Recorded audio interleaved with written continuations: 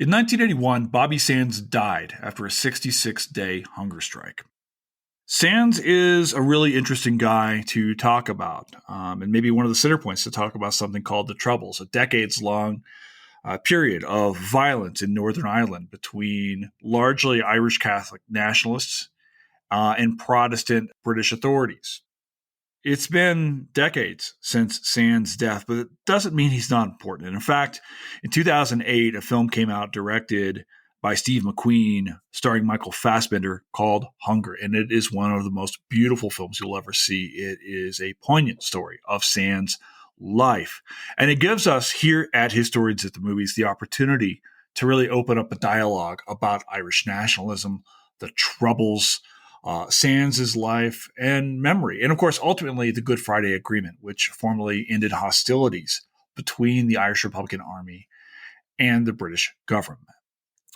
Hey, everybody, welcome back to Historians at the Movies podcast. I am your host and creator, Jason Herbert, where every single week we are talking about movies and the histories behind them. And this week, as you know, we are talking about this beautifully painful film called Hunger, starring Michael Fassbender. It is a really tragic story about a tragic life in a lot of ways, but a beautiful film. And it's actually streaming right now on AMC Plus, or you can probably rent it if you like. And to talk about this, I brought on two authors, John Burney and Andrew Auge, who just created a book called Ending the Troubles. You know, one of the things we talk about when we talk about history is how do we teach these things? So they actually created a role-playing game, a situation where we can put the Troubles in front of students to talk about the ending of the Troubles, about the Good Friday Agreement, and so much more. So this is a really interesting conversation that we have today, not only about this really beautiful film, this really traumatic time in Northern Ireland as well, but also how do we think about these things and how do we teach them? So this is one of the more powerful, one of the deep dives here we've ever done here at HATM, and I hope you like it. So sit back and relax, because Hunger is next on Historians of the Movies podcast.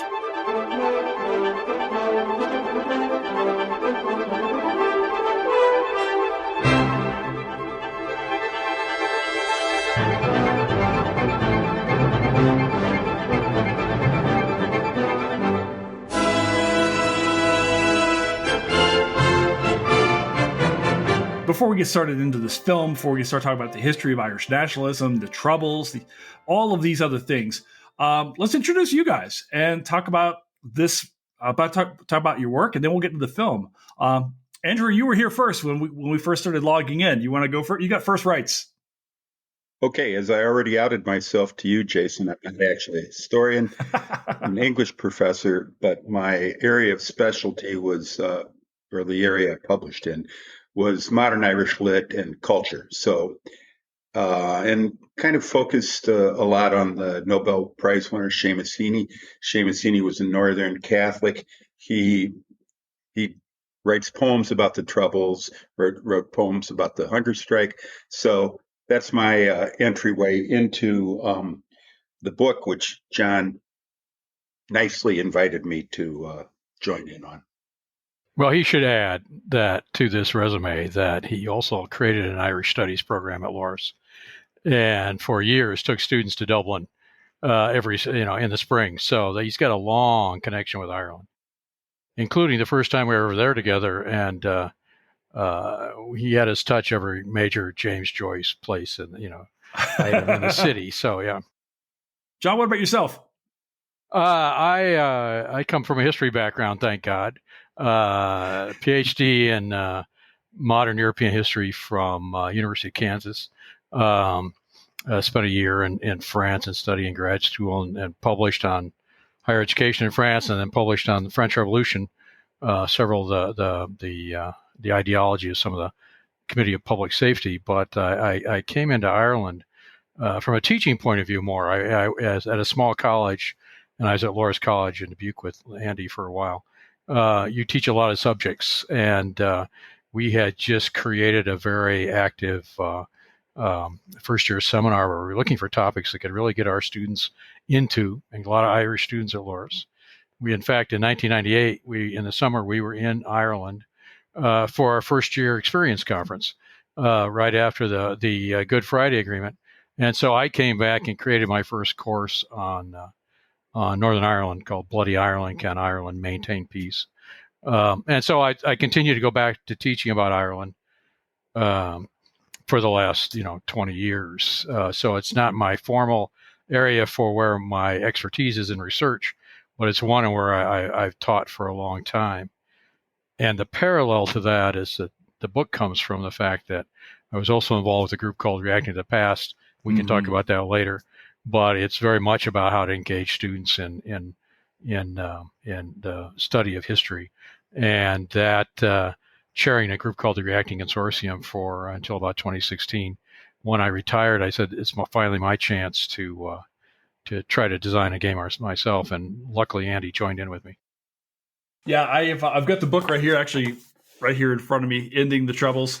Religion, Nationalism, and the Search for Peace and Democracy in Northern Ireland, 1997 to 1998. I'll be sharing the links to all of this stuff because I think this is fabulous, guys. As I was flipping through this, I had a very quiet Sunday, if you will, watching this. I got up Sunday morning and watched the movie, and then read the book, and didn't even realize the idea that it was actually a Sunday in which I was studying the Troubles at the time. Then I just went fly fishing.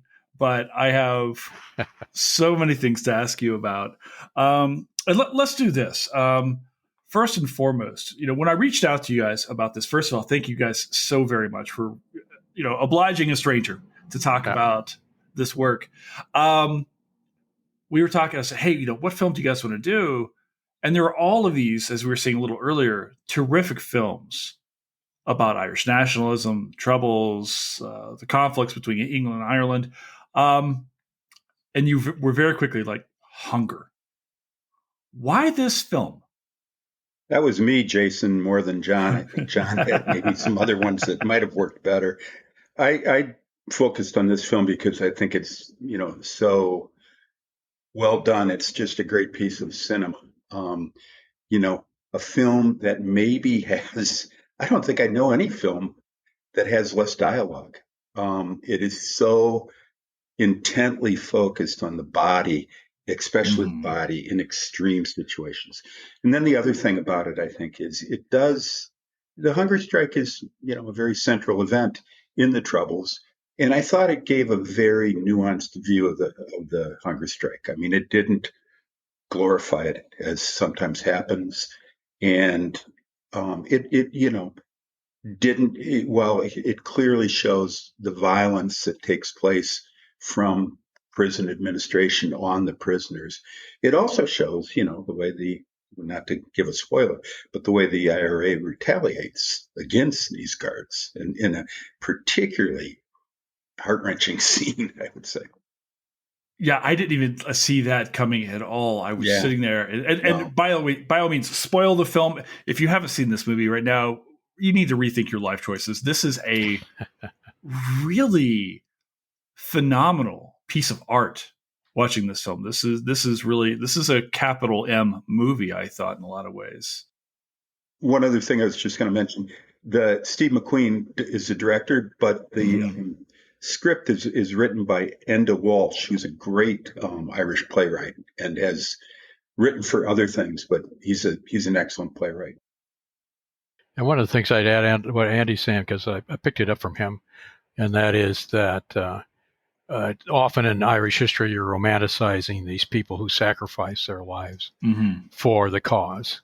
And here, this is the brutal reality of what that meant, of being face to face with the what happens to the human body in terms of this kind of sacrifice. And the more you study the Troubles, the more disturbing the whole thing is on both sides in terms of the violence and some of the decisions that were made. And so that it forces you to kind of strip away that romantic aura and say, what is the reality of actually deciding you're going to end your life for your one belief?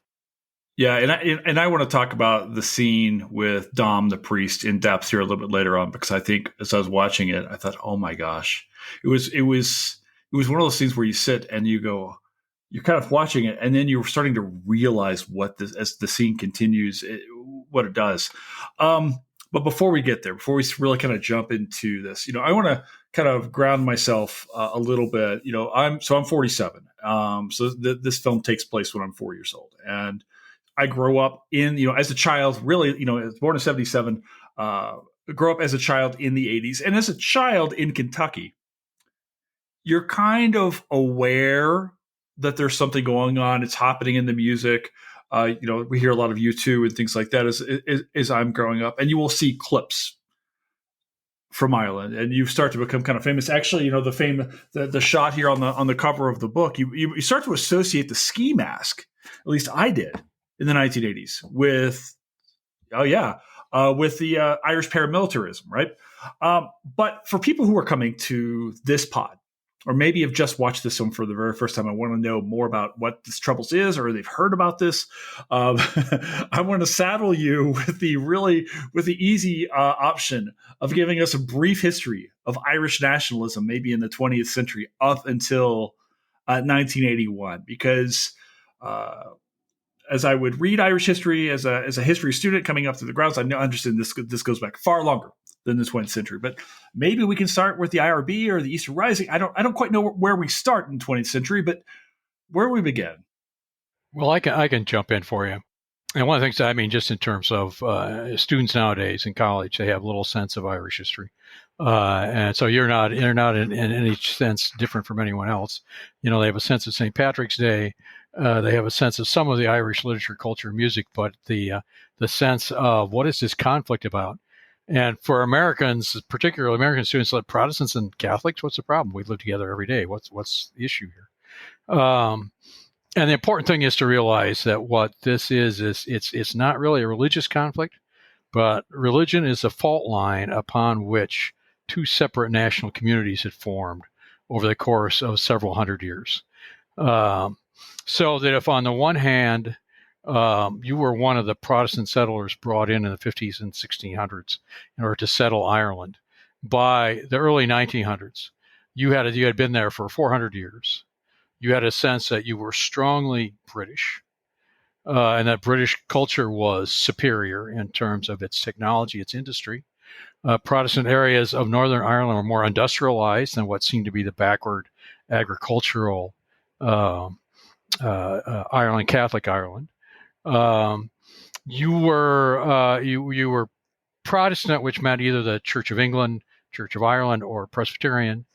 And you were afraid that if there was any change in the Great Britain's control of Ireland, you would be subject to you would be a minority in a Catholic country, where a Catholic country meant Rome rule, in which you would be forced to adhere to Catholic moral law, and you would lose your independence, your economic independence. You lose your religious independence. You lose the freedom you had as a British citizen, a worldwide British citizen.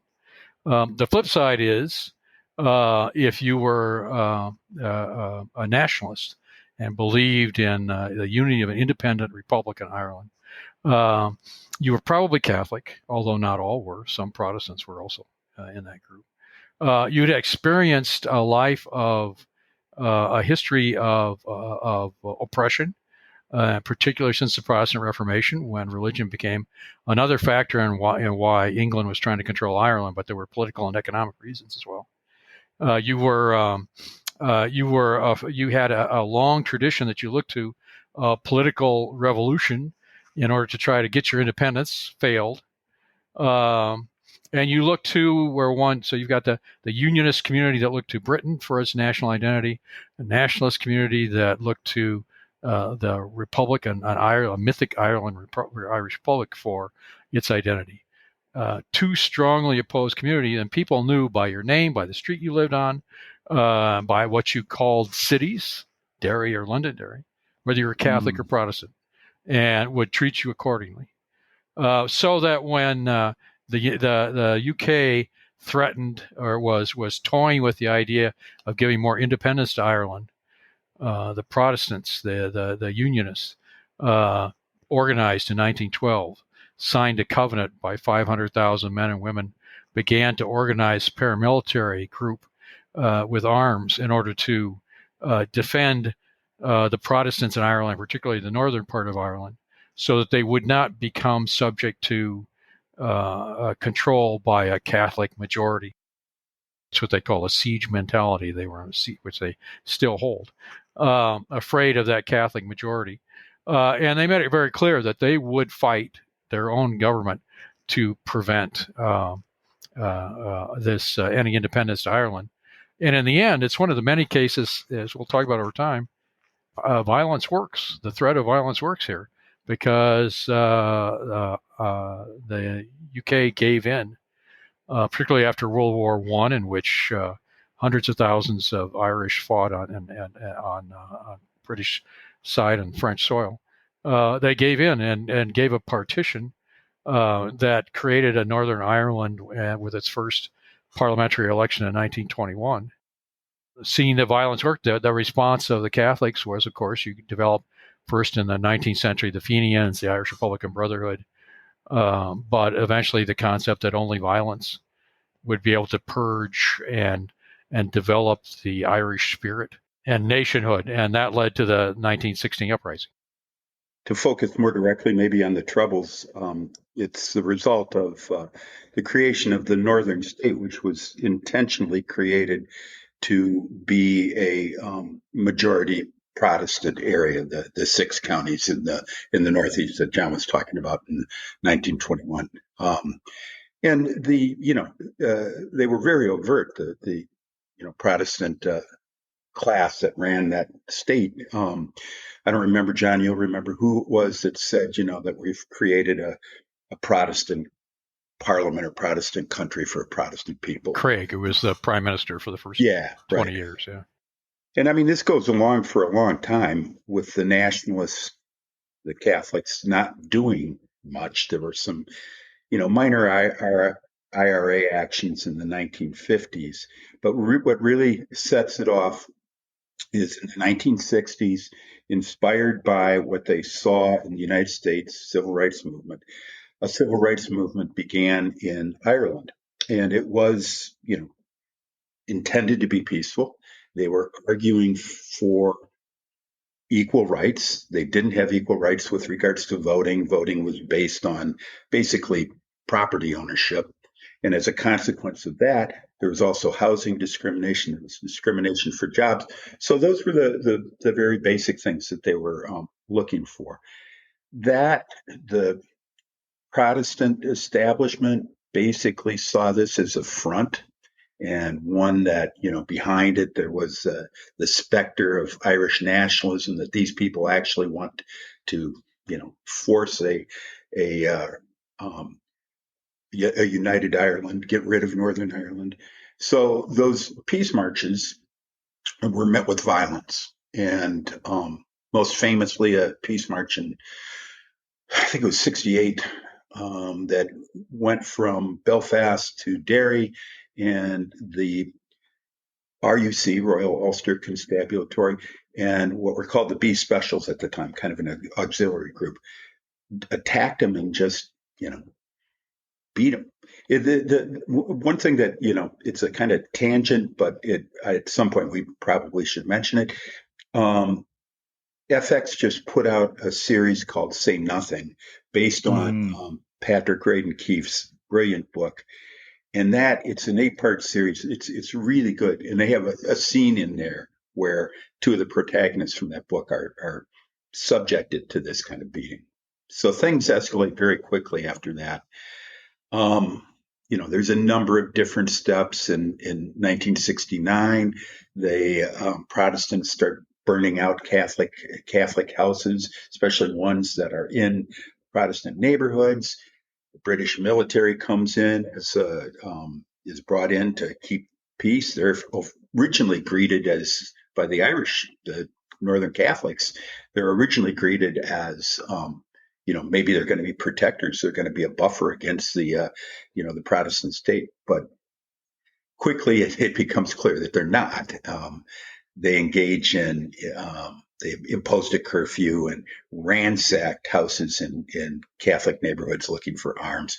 They imposed internment without trial. All of these things quickly allowed people to fall back into their normal notion, or at least the nationalist Catholic community, that this is the enemy. And it's around, this period, 68 or so, that the 69, that the IRA that shows up in this film, they're called the provisional IRA. They broke away from the official IRA, who were more focused on political issues, more Marxist oriented. And these guys are interested in defending their community, interested in bringing about a reunification of Ireland.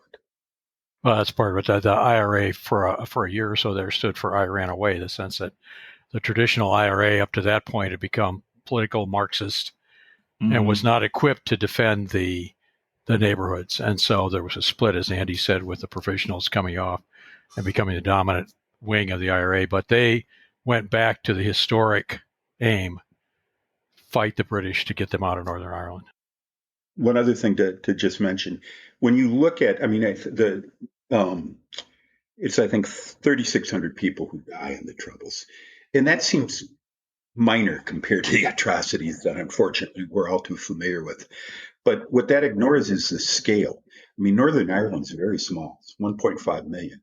And if you took that and scaled it onto like the United States, it'd be somewhere around 400,000 people dead over a 20-year period. So when you start seeing it in those terms, it becomes clear how viciously violent this was. There's also, I think, the idea their deaths are one thing, right? But I also think that, and you see this here in this film a little bit, the tension. And I think that there are other films that really showed this as well, of living during this era. I think it's hard for maybe Americans to understand, because you're talking about a very limited number, and it's a very Civil War-esque kind of feeling. Even when there's not, say, direct outbursts, when there's not fighting, there's always the threat of violence. Well, and it's the IRA strategy was, they're not going to fight directly the British Army except when they have some advantage in guerrilla warfare, but it's to attack the economic presence of the British. And so bombs put out on a regular basis to attack businesses or businesses that are supporting the British presence. And then eventually tit for tat violence, in which if Catholics are killed, Protestants are killed, then a revenge cycle develops. Make it so this is not just it's far beyond a war of combatants and armies. It's the entire populations involved in this, because on either side, if you were delivering pizza to a British Army barracks, you were seen as supporting the British presence in Northern Ireland. If you, in terms of a Republican, a Catholic living in a Protestant area, you were immediately suspected of treason, because no Catholic could possibly be loyal to the British state. And so that very personal, so that when you look at the interviews of people at the time, there's this mix of anger, fear, distrust. There's pride in their members of their families who are fighting for their own national identity, but there's also fear that when your children go out the door in the morning, you don't know if they're going to return.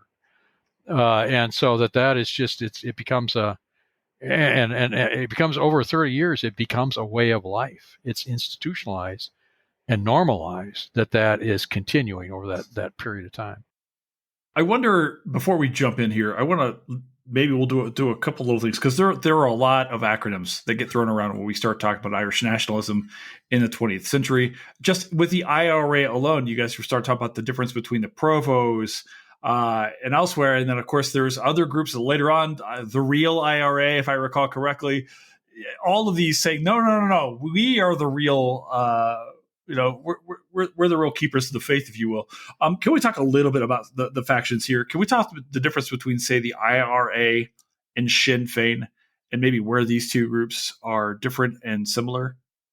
Well, the IRA is the military branch, if you will, and Sinn Féin was the political party associated with them. It was the political party associated with the Irish Republican Brotherhood back in the aftermath of the Easter Rising, when the Anglo-Irish War took place. In 1919, the first Dáil Parliament, Sinn Féin, the party associated with the revolution, won the most votes.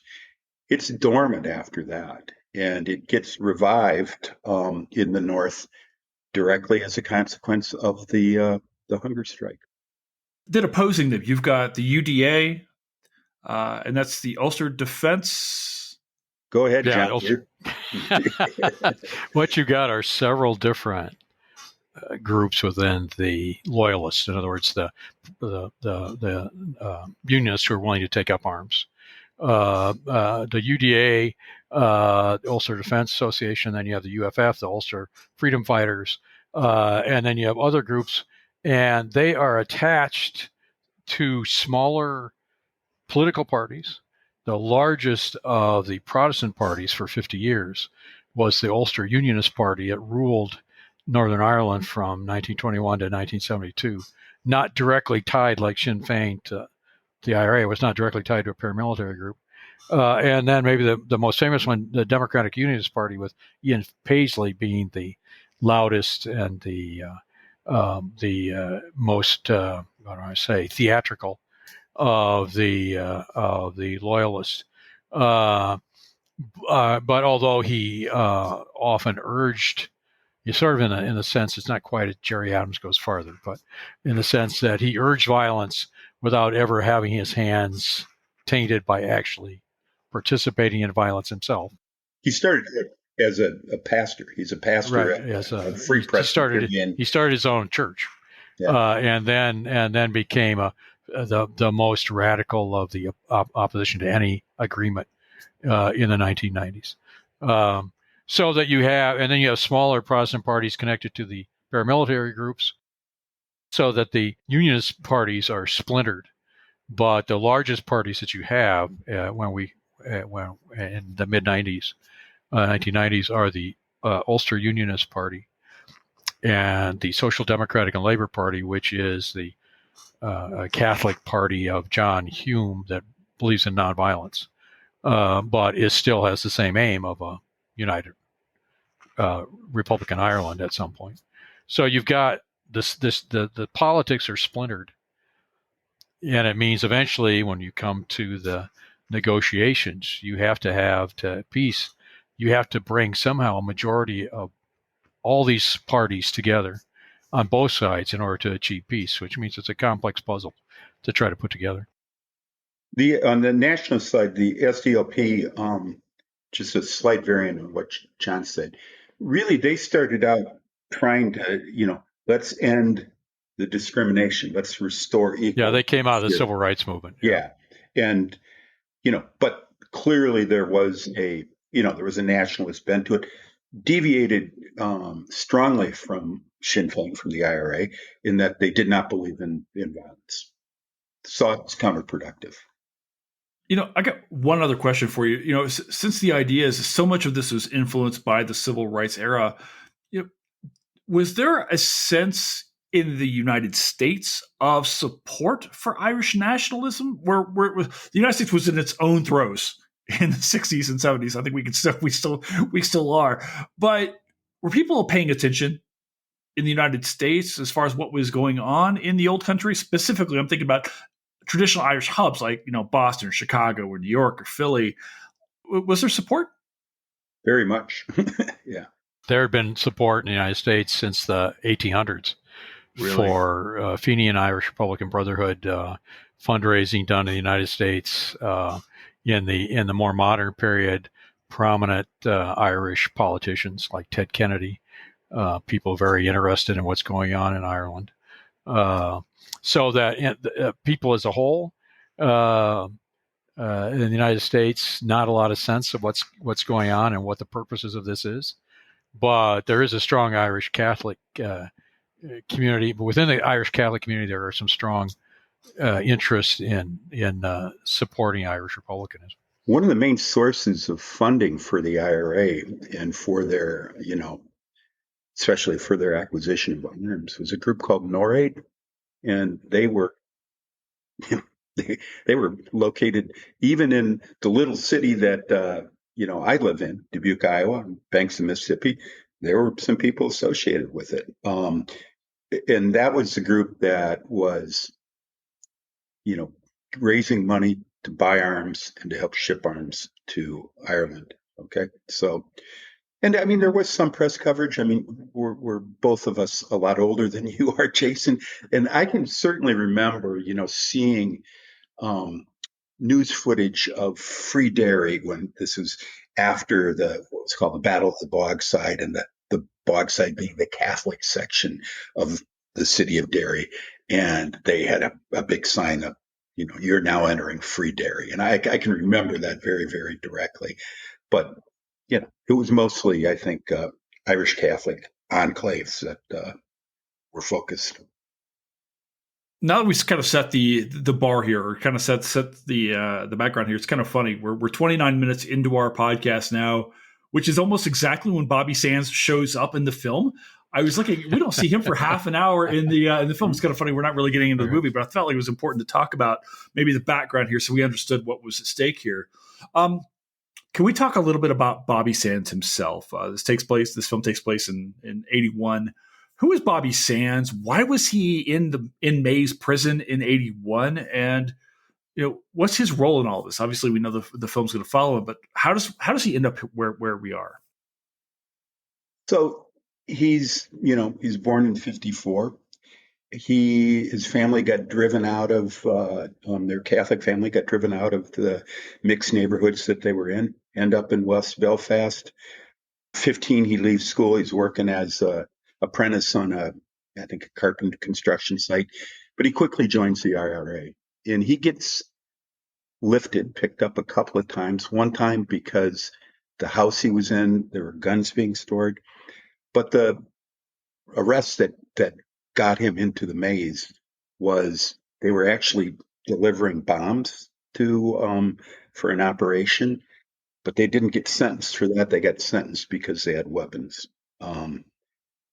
And he gets put in the same, when he was in Auge, he was in the same hut as Jerry Adams, and kind of, is what groomed as a potential leader.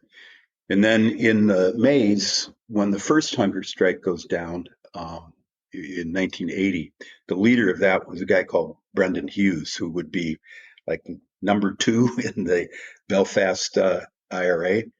And he had medical problems, so they sent him away. And Sands then becomes basically the leader of the prisoners in the maze. And he's a good choice if you're going to have who's going to be the face of the hunger strike, because he's not directly associated with any killings. The guy who comes next after him, a guy called Francis Hughes, this guy's a real IRA gunman. He's killed like 30 people. Okay. Sands doesn't have that. Sands is articulate. He's well-read. He's Catholic. He writes stuff. He's fairly photogenic. So there's a lot of reasons why Sands becomes the face of it. And when, it's amazing. And I don't know if, John remembers, but, I happened to be in a bar when he died, and everybody was just shocked by it. I mean, his death was a worldwide event. And I was just going to put a little context on the event. Originally in the Troubles, from like 72 to 75, the prisoners were given special status where they were allowed to wear their own clothes. They were allowed to organize themselves within the prison. They didn't have to do prison work. They were allowed to do their own activities. They were allowed access to visits and mail. And the first time that Bobby Sands was in prison, he was in Cage 11 at Auge with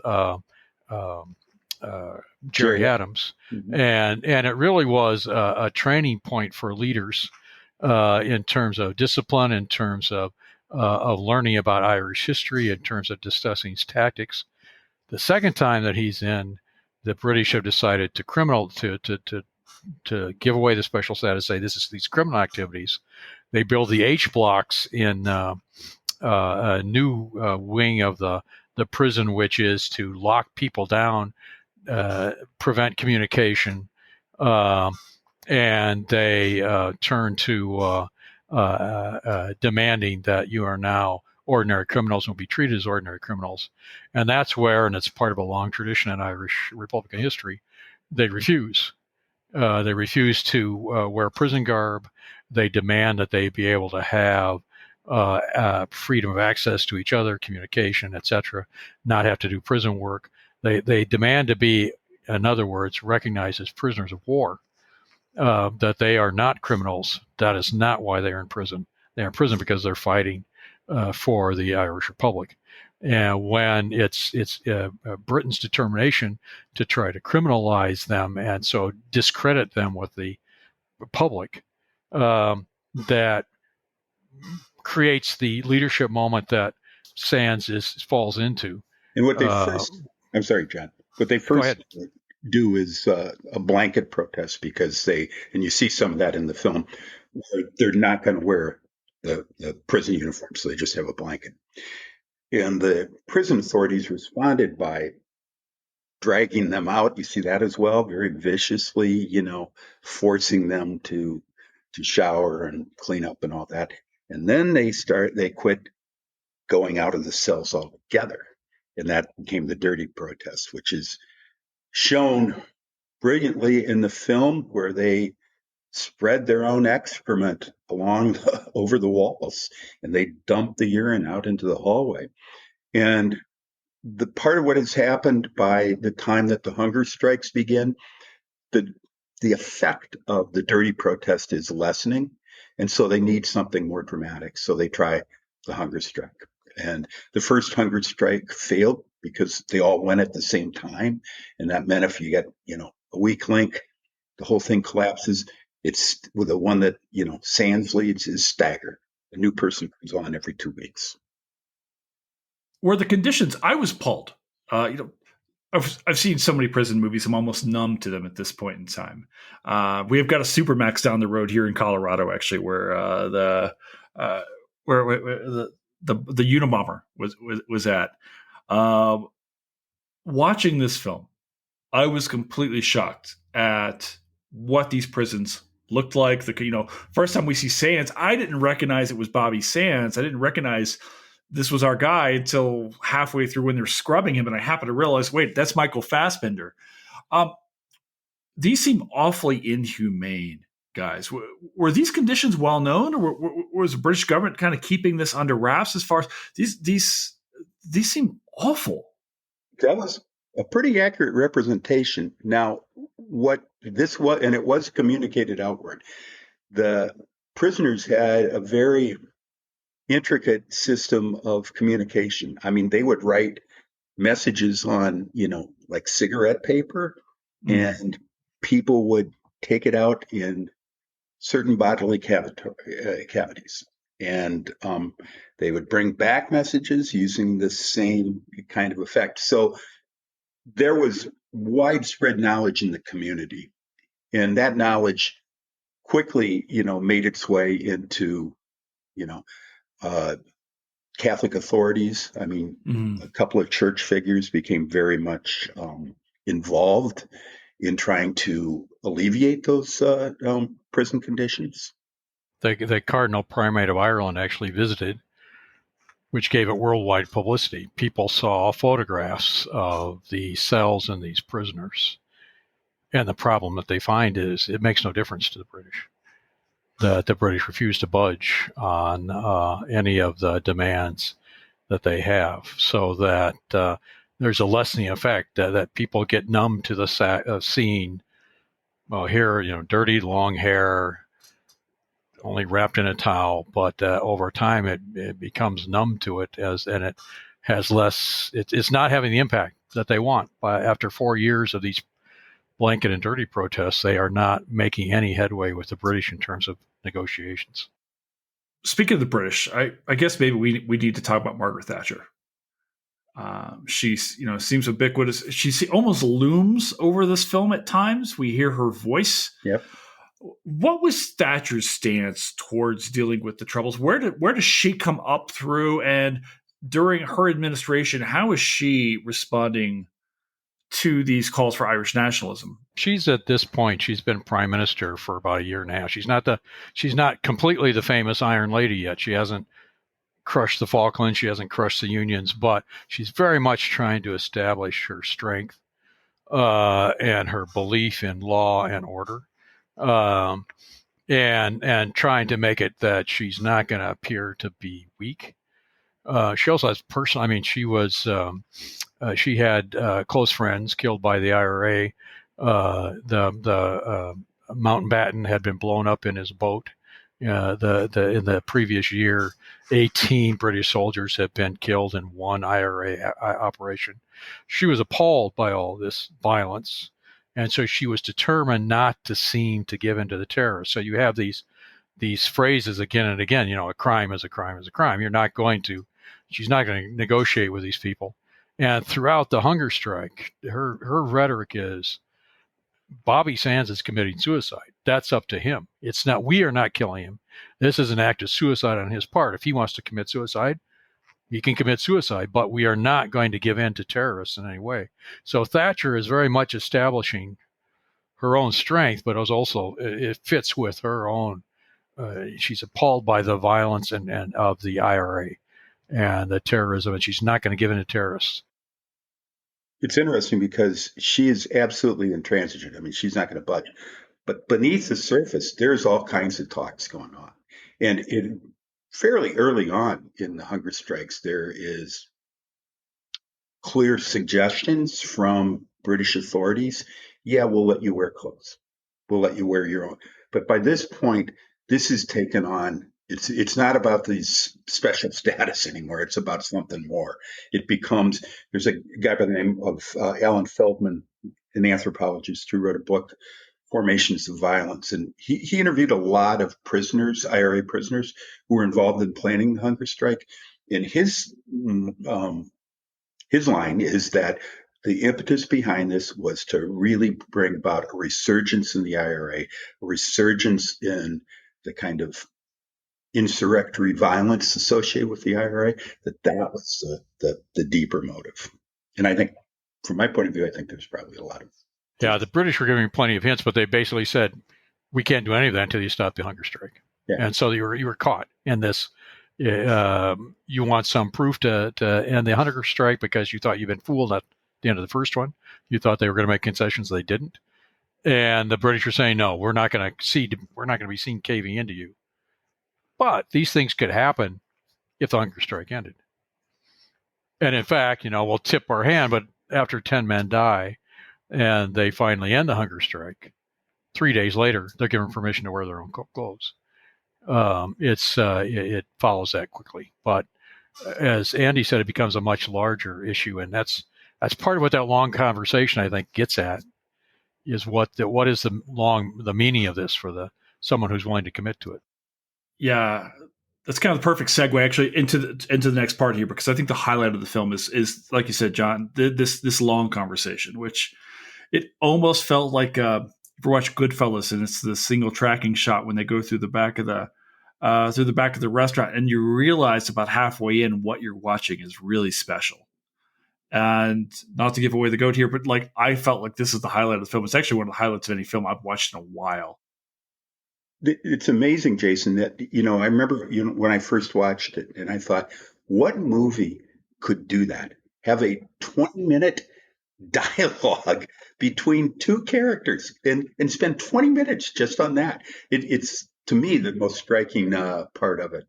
So the priest there, he's called Dom, but this is a priest by the name of Dennis Fall, who Bobby Sands identifies as a friend, as somebody that he likes. And Dennis Fall, who is a nationalist, along with the cardinal that John was talking about, Cardinal Thomas O'Fee. They're both nationalists, and they are very critical of the British, but they're completely anti-IRA and the IRA violence. So what you see is Fall there trying to talk him out of it. Now, he ultimately becomes really important. He's the one who's most responsible for ending the hunger strikes, because this Father Dennis Fall, he works with or talks to the families as the hunger strikes are going on. And the families have authority, legal authority, to call an end to it, to act for their relative who's on strike, and he convinces the families that this is the right thing to do, and that's when the hunger strike falls apart. So essentially, when a prisoner goes into a coma, can no longer make his own decisions, the family could step in and tell doctors to, yes, feed him, revive him. Yeah. And he was really not liked by the IRA, right? I mean, they referred to him as the menace, Dennis the Menace, and saw him as undermining the strike. We're talking about Dennis here and this visit here, which is amazing. Liam Cunningham is phenomenal in this role. And I kept thinking the whole time as I'm watching this, I was wondering how many takes it took for them to make this one, because it's just so good. And the camera never moves. Yep. It just sits there. And I felt like I was watching a play.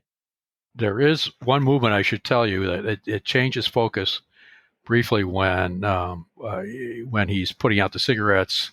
And when he was, if I remember correctly, when he was talking about his childhood memory, then it focused more in on him. But then it was back to the two shot. But yeah.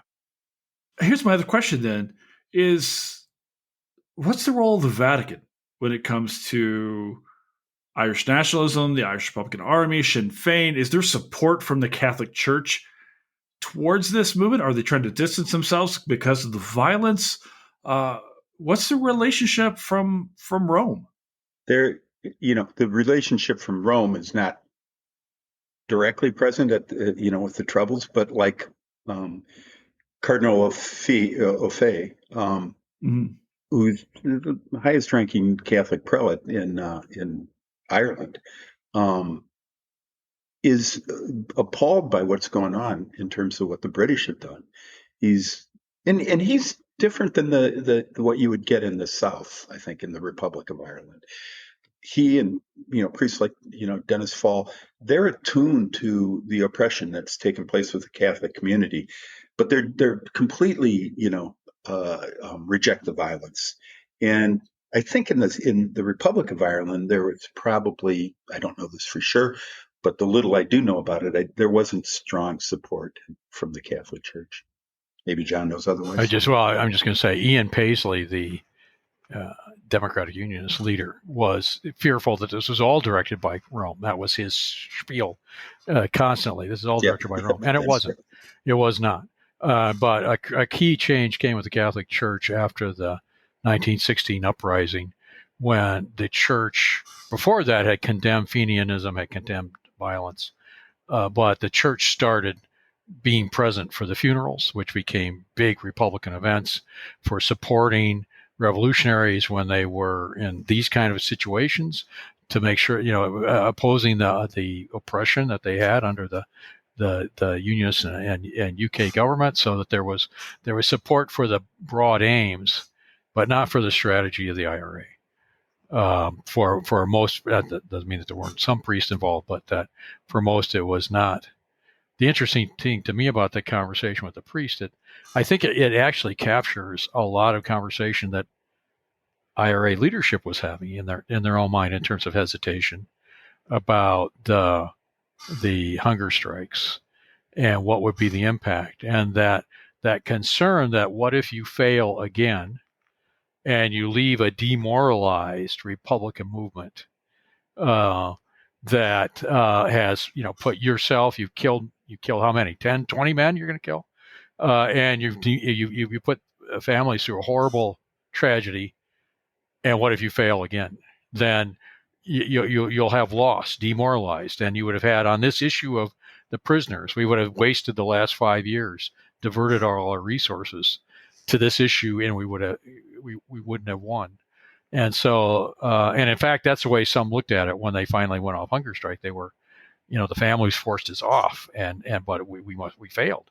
But that does not take into account the larger context that happened with politics and the kind of revival of IRA and recruitment and political activity that they attached to the hunger strikes, that made this a different animal. The crucial move here is when they decided, Gerry Adams, the leadership, decide they're going to run Bobby Sands for an open seat in Fermanagh it would be for the British Parliament. Sinn Féin members aren't going to show up. They have a policy of absenteeism, but they think that if they can do this and they can win, suddenly Sinn Féin, been dormant, the political side of things, has some life. And of course, he does win. Suddenly Sinn Féin comes out. There's a famous line from Danny Morrison, who was their IRA's director of communication, who says, "Who will object if we win power with the ballot in one hand and the Armalite, the rifle the IRA used, in the other?" And that becomes their strategy, twofold. We continue the violence, and yet, we will start running candidates for Sinn Féin. There's a couple things that happen with this. One is that the British had liked to always believe that the support for IRA violence was very small, that the majority of people would reject this. But when Bobby wins the election and then Sinn Féin begins running candidates, suddenly they're presented with the fact that no, in fact, there's a large group of people, there are 30,000 people in that district that were willing to vote for a Sinn Féin candidate. In other words, there's much more popularity here for republicanism than the British wanted to credit. And the other thing, I think one of the most powerful things to me is when he, tell me what's in your heart, Bobby. And Bobby goes, I love life. I love freedom. I believe in the United Ireland. And I cannot stand by. I have to act. I have to do something to act to bring that about. And the only action he could take to be a frontline soldier was to go on the hunger strike. And that inspires a lot of new life. That it goes back to in Irish history and Republican history, the sense of you get inspired by these people who sacrifice their own lives to join the cause again. So in a sense, it revivifies what was kind of getting into stuck in a corner about where do we go next, because we can't drive the British out and we're not getting support for these horrible conditions in the prisons. Where do you go next? And the political genius of Sinn Féin in terms of turning that into a political move, but also the sacrifice of Sands. Now, by the time you get to the later hunger strikers, people they get weary of it. By as the deaths go along, it doesn't prove anything. But Sands was painted on almost every household in murals as the hero that helped inspire a lot of IRA. You said political genius, John. There's some of that, but there's also some cynicism involved in this. Oh, absolutely. They're willing to, sacrifice. And even, one of the reasons they were upset about the ending of the hunger strike is they were still running people, strikers, for office. And they wanted to continue to do that. So it is, in some ways, I guess you could say, a brilliant move, but it's also a deeply cynical. Well, you're going to use this man's death for your own personal gain. Yeah. There's a person here who doesn't get name checked in the film, but you've mentioned a few times already tonight, and so we should probably talk about Gerry Adams because he's all over this history. Last I remember reading about him, he was still claiming that he had never been a brigade commander, never been a member of the IRA. Never. Okay. Yeah. Can we talk briefly about who Gerry Adams is and his importance to all of this? Because he's almost lurking in the background of this, at least if you're somewhat familiar with what's going on out here. Can we talk a little bit of who Gerry Adams is in 1981, and then maybe all the way through we can use this to pivot into talking about Good Friday and also the book, the game that you guys created? Just a couple things. One, I would strongly recommend anybody that wants to find out more about him either read the book Say Nothing, or even better, maybe watch the series, the miniseries. It does a brilliant job with it. He gets involved very, very early on. He's a young man, I think 1920, and comes from a very staunch Republican family, and moves in when the provosts break away from the official IRA, moves quickly into a leadership position. and has that leadership position for a long time. I'll confess to a certain level of bias here. There's how do I want to say this? There's a cunning about him, and a cunning that led him to be able to make this transformation. There's also a certain social pathology about him. He was willing to send, and this becomes very clear in Say Nothing, send other people out to do some really awful things that they later acknowledged and took on the weight of the moral injury that came with that. And he just kept that at a distance. I don't know anything about that. I wasn't a member of, et cetera, et cetera. Oh, I agree. I mean, the sense of the and there. I mean, the for the hardcore Republicans, Adams is in the end a betrayal because they come to a peace, but they don't get what they wanted, which was a united Ireland. And so Adams, in terms of, he's obviously charismatic, he's obviously able to have political leadership, but also great cynical, as Andy said, in the way he used people, but also the sense of, in terms of what was the ultimate aim, and maneuvering to his party so it was able to accept something short of ultimate a united Ireland. Mm-hmm. Was an important part of what's happening. Some similar things happening with Protestant unionist leaders on the other side, who have to maneuver their people to say you have to accept something short of what you wanted. But that's always going to be seen as betrayal by some of the hardcore Republicans, that where is our united Ireland?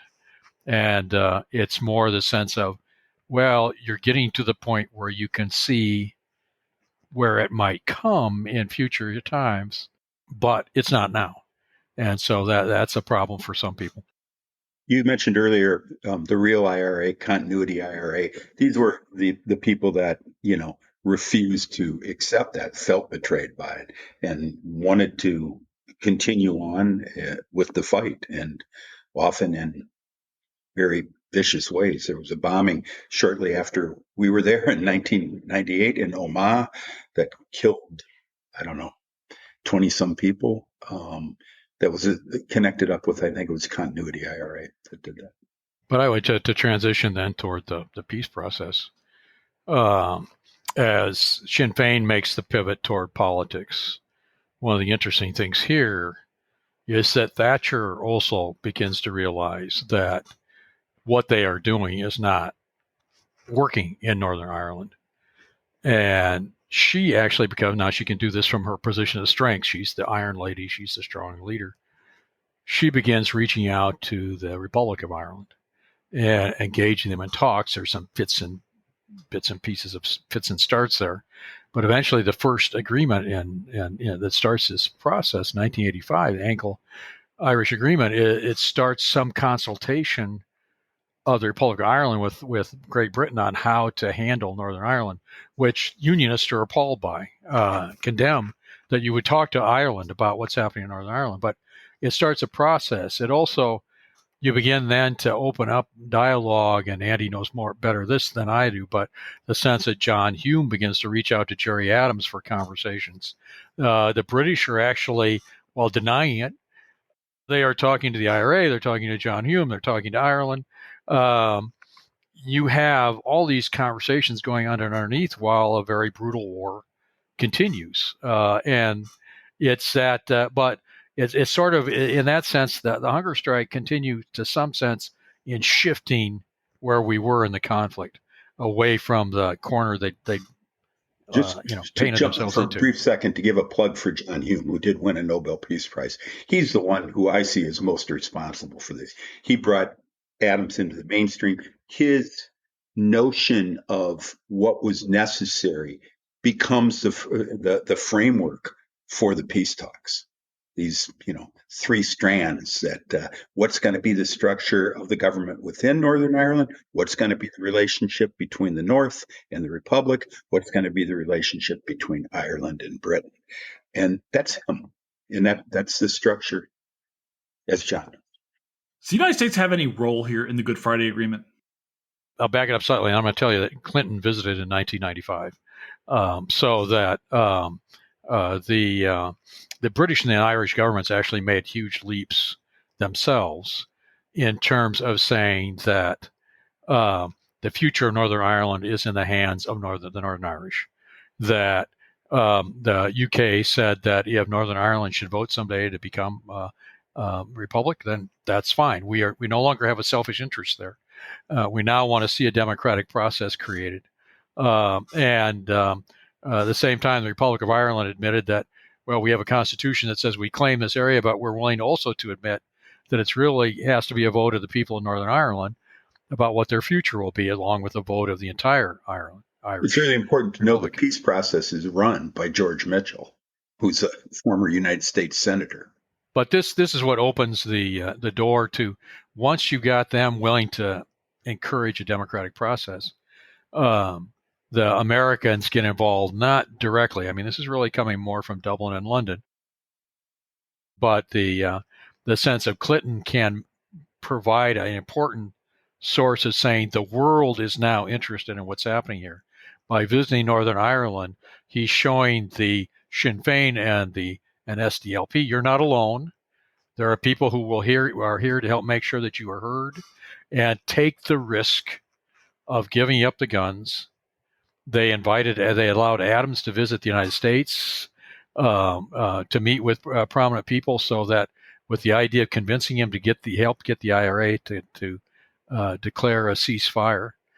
And so that when you get a ceasefire finally declared by first the IRA, then by the Protestant groups, it allows John Major, who's prime minister at that time, to set up multi-party talks with Senator George Mitchell as the chair, a neutral chair, who's able to talk to all sides, that can drive a process to try to find a common ground. But it takes 2 years to get there. 2 years in which they frequently would not talk directly to each other. They had to be talked through intermediaries. No one's willing to give up their essential national identity, and they don't in the end. But it's that process that our book and the simulation we create for students is an attempt to put them in the shoes of the British and Irish governments, George Mitchell, and the political parties, and saying, here are the issues in Northern Ireland. You have to determine nationalism. What kind of nation are we looking for? Are we part of the UK? Are we part of Ireland? Are we something else? Are we looking at a nationalism that's based on ethnic identity, or are we looking for something that's based more on individual rights, connected to both countries at this point being in the European Union, the European Declaration of Rights? You have to look at, okay, if we are going to have a fair and equal treatment of people, how within a Northern Ireland, how is that done? How is the political organization done? What is democracy in Northern Ireland? Is a majority rule? Well, we've tried that, and the majority used it to create gerrymandering, to create discrimination. How do you make it if there's two opposing national communities? One is a minority. How do you make it so they have a fair and equal treatment within the system? How can you make it so they're willing to give up the guns because they have a chance to contribute within a peaceful political system? And within that, all kinds of questions. But it gives students a chance to live these roles and debate these concepts and ideas in ways which obviously applies to Northern Ireland in 1998, but actually applies in a lot of different contexts and a lot of different countries. How do you deal with powerful small minorities that have a different concept of nationalism than the majority has? And that's what they do. The simulation, the book, and along with it, connecting to the Reacting Consortium, roles that we have written for the students to take over that are not in the text itself, roles that give them a chance to know how to research and who they're playing. And they have to make arguments. They have to research in documents that are in the book. They have to persuade each other. They have to negotiate agreements. They have to fear that if they go too far, they will lose the support of their people. and they have to try to come up with a Good Friday Agreement over the course, depending on the length of the course, of 2 or 3 weeks. Yeah, this is fascinating. When I first came across the book, I was scouring it. I told you guys earlier, I have been looking to talk about this topic for the longest time. I think it's incredible, an incredibly important event. I want more people to know about it. I'm just personally fascinated with it, even though I have no Irish ties. My ancestry is entirely from England. I want to talk though about the idea of contingency, say in the game. There's so much, there are times when everything could go wrong, times when things go right. More often than not, it's a mix. It's a mixed bag. When we look at the history of Irish nationalism, when we look at the IRA or Sinn Féin, this conflict, or the Troubles itself, are there moments, guys, that you see that are there turning points when you see, wait a second, things could have gone really bad here at this point in time, or we were so close to finding peace earlier on, if only this would have happened? Are there moments of contingency that you guys kind of think about as you think about the game or your own scholarship? This doesn't really enter into the game, but well, maybe indirectly. In 72, end of 72, 73 to 74. Yeah, okay. An agreement was proposed by the British it's called the Sunningdale Agreement, and it's basically to set up a power sharing government. And the UUP and SDLP, along with a party that wasn't associated with a particular community, the Alliance Party, they formed a government. It doesn't last long because the Protestant. Yeah, the unionists set up a unionist workers council which coordinates a nationwide strike. They take control of power stations. They take control of water. They begin to cut power, water, telephone, postal service. They basically force the unionist Prime Minister of Northern Ireland, who agreed to this power sharing, to back down and reapply direct rule from Britain, so that an opportunity 20 years earlier had existed, which the unionists had killed with nationwide strikes, and a similar opportunity did not come again in that kind of way until the 90s. When they had the Good Friday Agreement, the guy who was the head of the Social Democratic Labor Party, Seamus Malone, described the final agreement as Sunningdale on steroids. But now, basically seeing, this is what we did, is we went back to that. But now maybe, it can last. Now maybe we don't have these, really strong voices from the unionist community who are directing ire against it. Yeah, I should say there's a place. The flip side is, where could this have all gone wrong? In the negotiations in 96, 97, a key demand of the most extreme unionists was that the IRA had to give up all its arms, had to decommission, give up all its arms, before Sinn Féin would even be allowed to be in the talks. The IRA had declared a ceasefire when things didn't seem to be happening. They carried out bombing campaign again. You can't trust them. What the British government did was basically in 97 say, if the IRA will declare another ceasefire, will allow Sinn Féin into the talks without a full decommissioning. If they had not done that, the talks would have gone nowhere. Now, at the same time, once Sinn Féin came into the talk, the Democratic Unionist Party and another small unionist party walked out. And the British determined to keep the talks going, despite the fact that these two most extreme unionist parties had left, and to make sure that they drove the talks forward as a chance that could not be missed. There was violence again in that winter. There were some assassinations that took place, some bombings that from some of the fringe groups that could easily have derailed the whole talks. People could have walked out on both sides. Mitchell and the British and Irish reps very clearly said, we cannot lose this opportunity. We need to keep these people together talking. So despite attempts by people to create violence that would derail the talks, they kept them on task. Now, Mitchell is also brilliant in strategy. in that they had months of talking about how are they going to do this, that, and these various strands that they were discussing. Basically, he with the British and the Irish governments, they consolidated this into a draft, and they said basically you have 1 week to discuss and approve this draft. Make any changes necessary, but either we get it done by Good Friday, April 1998, or we won't get it done. The talks will fail because they had to get it done in time to get a referendum in the spring before marching season started, which we can talk about, but that's where a lot of violence happens in Northern Ireland.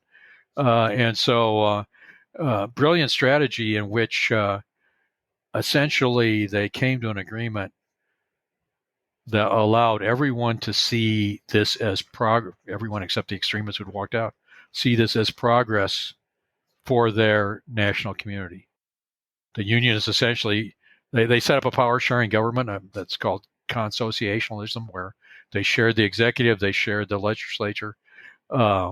Each community, if enough votes happen in the legislature that questioned a law that they thought threatened their community, threatened the Protestants or Catholics, they could essentially veto a law so that they felt protected in what they thought was their core identity. And the Unionists could look at it and go, well, we got Ireland and Britain to promise that no change can happen in Ireland unless the voters of Northern Ireland say so, and we're majority Protestant. We're safe.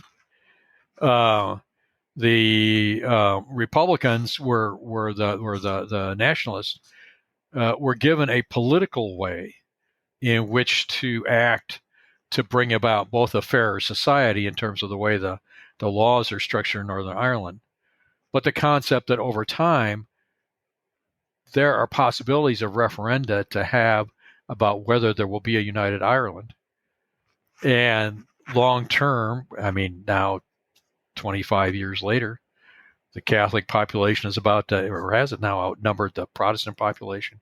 Sinn Féin is the largest single party, which holds the first ministry, while the Democratic Unionist Party holds the second ministry. So that the deputy minister, that there could be over time a development of a peaceful move toward a republic. So you could make an argument to the nationalists. Look at we've opened a way to accomplish what you want without violence. It just takes time. Ironically, there was a poll that was done. It might have been last year. I know we talked about it, John, because this would take a referendum that passed with a majority from both the Republic and from the North in order to have a unified country. And that poll showed very strong support from the Republic, but very strong opposition in the North. And it was opposition at such a level that it wasn't just Protestants, it had to be some Catholics. And we kind of were trying to think why that would be. And one thought I had was that people were just afraid of the return to the violence. They were not comfortable with the idea of proposing a united Ireland because I think they were afraid about a resurgence of the sectarian violence. I should say it took a few years, but after the Good Friday Agreement was ratified by popular vote, the IRA, the Protestant paramilitaries did give up their weapons and verified and we're not going to go into that here. In fact, we don't go into the game because it's about 10 years later. But the politics developed such that the very fervent anti-Catholic leader, Ian Paisley, leader of the Democratic Unionist Party, and Martin McGuinness, who was one of the IRA commanders, who was a leader of Sinn Féin, are sitting down as first and deputy minister in the same government, shaking hands, smiling at each other in photographs. Stunning. And Martin McGuinness actually shook the hand of the Queen 10 years later, something inconceivable for a Republican. Yep. So that what it does is the Good Friday Agreement changes. It doesn't. It changes politics in the sense of it moves it to a political sphere, not a military sphere. The struggle that's going on in Northern Ireland. it does not make these two national communities into one. There's still heavy segregation, not legal, but by the way where people live in terms of education. More than 90% of the students go to either just a Catholic or a Protestant school.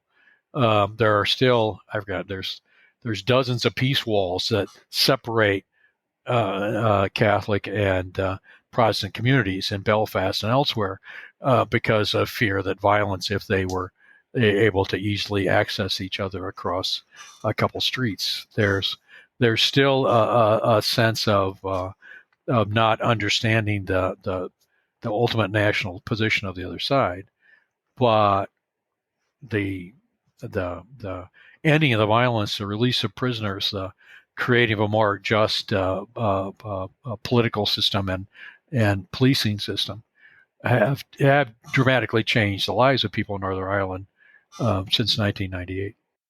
I wonder, as we've been talking about this film and talking about the violence of the Troubles, and of course, what sounds to be one of the great peace treaties that I've heard, that I'm familiar with, in the Good Friday.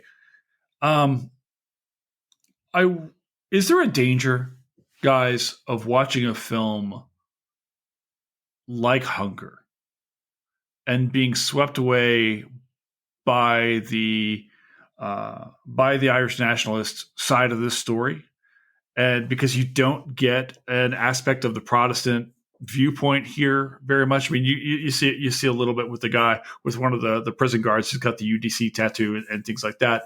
But we're only getting really one aspect of this story, and part of one aspect of it. Is there a danger here of romanticizing Irish stories here? I do want to. I'm gonna let Andy answer that one, but I do want to say I was really impressed. At the beginning of the film focuses in on the guard, Yep, yeah, and how precise he is with his clothes, with his food, how he has to look for a bomb under his car, how he carries a gun to work that he puts in the locker, how he has to soak his hands because of the beatings, how he has to go outside and smoke and try to control his breathing. Then you see the other policeman who's sobbing, the young policeman sobbing. Yeah, Beatings are going on, in the sense of there is some sense here of what an impact it has on the guards in this, or in general, how this kind of oppressive system does tremendous damage to the people, even the ones who are doing the oppressing. And I've done a lot with Holocaust studies as well, and Zimbardo studies elsewhere, that what happens to prison guards and how they brutalize prisoners, even if they don't have an ideological reason to. It's a sense of, you realize how much damage is done to them by being forced into the position that they are. But I'll stop there and give it back to you on the romantic. I think the film doesn't. A couple of key things. The fact that guard, who we are asked, as John said, to identify with, and who we see, the fact that he gets murdered while visiting his mother, who's obviously got, dementia or something, in a nursing home, that to me is really crucial. Shocking. And undercut. And then, at the end, they have, there's a caption that talks about, I can't remember how, maybe 19, 14, 15, 19, somewhere in there. 19, yeah. 19, yeah. Prison guards that were killed during the period of the hunger strikes. And then, what's so brilliant about it is you can't help but have some admiration for Bobby Sands as portrayed in the movie, but yet the hideous agony of that event, which is registered so powerfully. So I don't think it romanticizes, not in a way maybe that, you talked about Black 47, and Black 40, I thought it was a nice kind of revenge genre movie, but there's more in a movie like that, in terms of romanticizing. Yeah, there's some nuance here. Patriot Games does the reverse, right? I mean, it just completely discredits and subverts any meaningful basis for the IRA. I would say, in terms of teaching, although we're both retired now, But in terms of experience with our teaching, we did pick a good time. When I was teaching these courses, I would have been leery of showing this film to students before they did the simulation.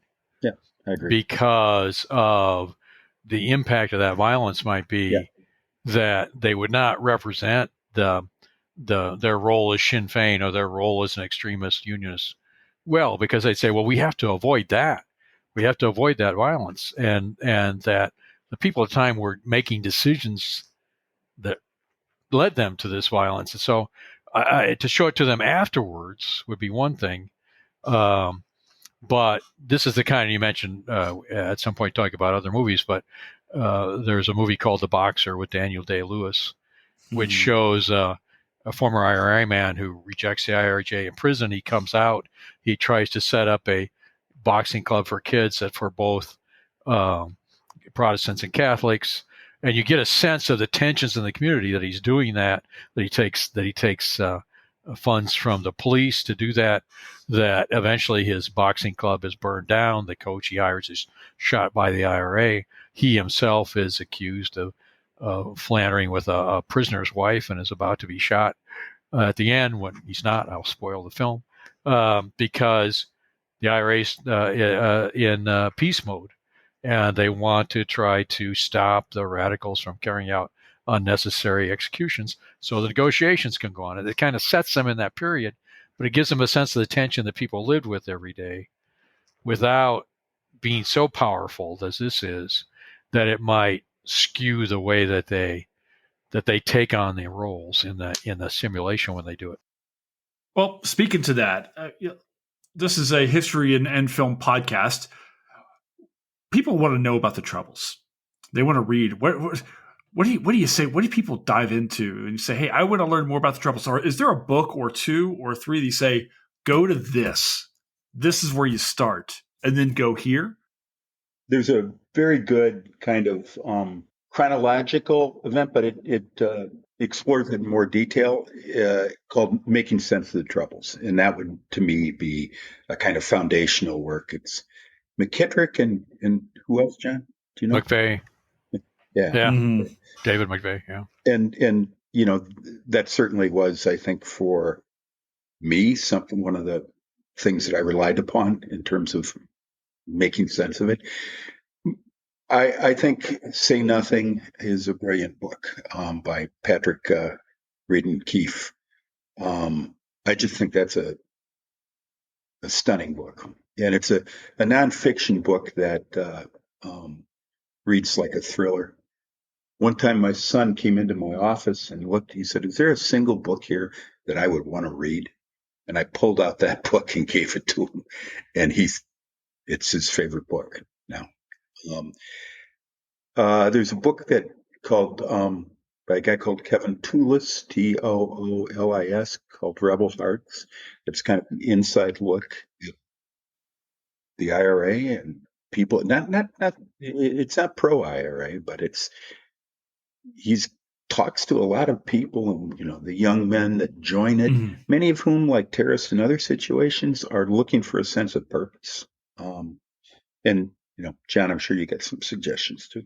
Well, I'd agree with all that you have said. Rebel Hearts, with the interviews that he does, I would point out another guy named Peter Taylor, who was an English journalist, but he did a book, one on loyalists, one on Behind the Mask, the IRA and Sinn Féin. It's set in the late 90s, but it's based on interviews, a lot of interviews with individuals, which will get people into the heart of it. For people who really want to get into the peace talks that we talk about, there's a short book by a woman named Joanne McAvoy called The Politics of Northern Ireland, probably the best short explanation of all the political complexities that we barely touched on here. And then there's a guy named Virgil Cochran who wrote Northern Ireland, A Reluctant Peace in 2013, and then he did a new edition of it a couple of years ago. So for someone who wants to follow the peace process and go, what happens after that? How well is it implemented? What is realized and what is not realized of the hopes? That's a good one to pursue. and so that those are, I mean, plenty of stuff out there, but the sense of that those would give you some good directions. And also, yeah, he brings in some of the international element to what's happening with it. I think a lot of our audience is obviously going to be familiar with Patriot Games. It's a film that we've shown on the Watch Party before. Great scene of Harrison Ford just got pissed off. But are there Black 47 is less well known, more of a smaller film. Are there other films that you think really do well in talking about? You know, we're talking about Say Nothing. I think at some point in time, I'm going to have to do Say Nothing on the pod at some point in time. Yes, you do. But are there other films that you really like, either a wide release or maybe smaller, that you think really do a good job talking about this? I suppose if you're looking for one that seeks to be even-handed, I'm not sure how successful it is. It's a pretty good action film. There's a film called 71. Yeah. And the basic premise of this is this British soldier gets kind of isolated away from his group and, gets pursued by both sides because he's witnessed Lucky him. Yeah. And that it's a good action film. In the Name of the Father is a great film. Day-Lewis is marvelous. It's very directed towards the nationalist position, I guess. Well, that's where the Boxer with Daniel Day-Lewis is the second kind of Northern Irish film for him. A more documentary style film, but the film on Bloody Sunday, just for the events of what are happening in Derry when the British kill 14 people, which has a tremendous impact on the sense that turning the Irish to this is a war against Britain. That's a good film to look at. Derry Girls. I was going to ask about Derry Girls, and I was going to ask the sense that, first of all, the sense that ordinary life is going on during these times, but thank you. But the sense that also that they have a couple episodes, one in which they're trying to the Orange Order is going to have parades in their area, so they're trying to get out, and they're having all kinds of troubles because they're going to go camping to not be there when the Protestant parades are going by. And a IRA guy hides in their trunk trying to escape, and so they're paralyzed. They can't take him. Yes, we have to take him. It just gives a sense, a comedic sense. But then there's also one where just jump in, John, on the Derry Girls. John and I were in Derry of all times, March 2020. But you now can see beyond just the sectarian murals, right, which are highlighting the viewpoints of the two opposing groups, whether it's Unionists or whether it's IRA. There's a huge mural in the city center of the Derry Girls, and that to me was reflective of a shift away from. There's also one other episode I was going to mention, and that is one where they're trying to get Protestant and Catholic students together. And so the priest trying to promote interaction says, well, I want you each to come up with at least one good thing about the other. And they get a blackboard list of things that are, problems with the other side. They need, none of them can come up with any. Well, no, I guess the question is, what do we have in common? They can't find anything in common. They can find all these things that are differences. So it's in a comedic way, it shows this basic lack of communication, no understanding. They have no understanding of what the other side's life is like. There's a documentary called Once Upon a, I think it's PBS. Is it Once Upon a Time in Northern Ireland? That is good. I mean, really good. It has a lot of interviews with people that were combatants as well as others.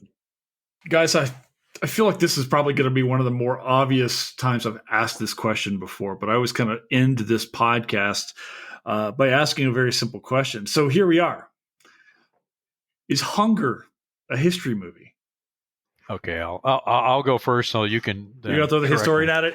Yeah, but Andy has he can have the honorific of being historian, even though he doesn't want it.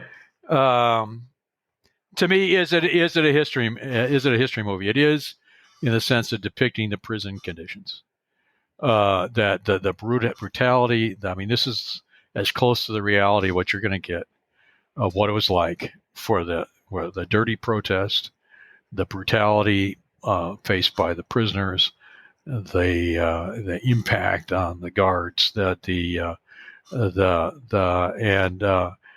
you can't get into all the political debates about do you go on hunger strike or not, but that long discussion, which really consolidates what is a lot of communications going back and forth about this and the fact that the prisoners are making the decision to go forward. It doesn't give you a historical reality, but it gives you the context of what are the debates about, what is it, what's at issue with a hunger strike, and why do you try to do that? Is it a history major? It's not a classic history movie. It doesn't give you all the context that you need to understand perhaps what's happening here. You need to supplement it a little. It's a challenging movie in that way. It doesn't have a traditional hero's kind of arc that a lot of these, the history movies have. So that someone who is pumped up by Patton or something, not gonna come to this movie and think, or Gettysburg, great movie, but it's a different type of movie because the heroism here is the will of a single man saying, I cannot stand aside. I have to do something. This is all I got. But the brutality of what that means for him is often not there in a lot of history movies. I mean, the sense of the impact of death and slaughter that they've gone through, you don't really see that impact in a lot of what are traditional historical movies. And that's my, I don't want Andy wants to contribute. No, I defer to the historian on this one. I did want to say, just to tag on here, that part of the reason of creating a book like this and a simulation like this is to put students in that position. They have to make some of those moral choices. They have to decide if compromise is more important than their basic principles that their role has. They have to decide if they can negotiate and what they can give away, what they can't give away. This whole trend was started. I was actually asked you if you've ever heard of Mark Carnes, who years ago had a book about history at the movies, 20 years ago, in which historians wrote about different movies. But he created this concept of using role-playing simulations and making students become the assembly in Athens right after losing the war to Sparta, the French Revolutionary Assembly in 1791, Indian Conference in 1945. You put students in a place where they have to research to be able to make an argument from the point of view of one of the roles, one of the key issues, one of the political parties, and that they then have to make the decisions. Are they going to replicate the decisions as they were in history, or are they going to find some new way to try to square this circle? It makes it so that they are much more engaged than traditional lecture classes, that they actually read complex materials, that they try to make arguments, that they learn skills of negotiation and presentation, oral and written presentation, and that they remember. Just saw an email from a colleague today who, 10 years after doing some of these simulations, they ran into a student who was talking about what they learned and who they were and what decisions they had to make and how awful it was, some of the decisions they had to make. So that it's like a good history movie. We're trying to put students in that situation. Well, they now are the ones making the decisions. And the game may come out differently than history. Then you then correct that. You have a postmortem. You go, why did you come to that decision? Here's why what happened in history happened. But it's not just saying, well, here were the 4 causes of the troubles and memorize those and we'll feed them back. It really is an attempt to make them feel it in a liminal moment. You are in Belfast in 1998 and the question of war and peace is in your hands. What are you going to do? And that's what I hope is the power of that the book brings with the roles and the related materials it brings with it. Yeah, guys, I got to tell you, I have been playing with this ever since I picked it up. I have. This has been sitting on my desk as I was getting closer and closer to this pod. When I was like, okay, if you get your other podcast done, Jason, you can pick this up. If I did my own homework, I finally got to play, and then flipping through to see all of these talks and the documentation here and these briefs on who people are and why they matter. This is such a cool way to really do history. I mean, because that's really what we're doing, is doing history. So, guys, I really want to thank you both for taking the time to watch this film again, to talk to me about this incredibly important topic, I think, in our own histories today, and educating me, because sitting here just talking to you, for me to get to learn more about the Troubles has been, frankly, a real delight. So thank you both so very much for coming on tonight. Well, thank you for having us. We love talking about this, and so it's nice to have someone else to talk about it with as well, because it's fascinating. It's a fascinating period of history. Well, I'll tell you, John, when this podcast hits, you're going to be talking to the whole world about it. So it's I'll keep you posted. All right. Thanks very much. Thank you, Jason.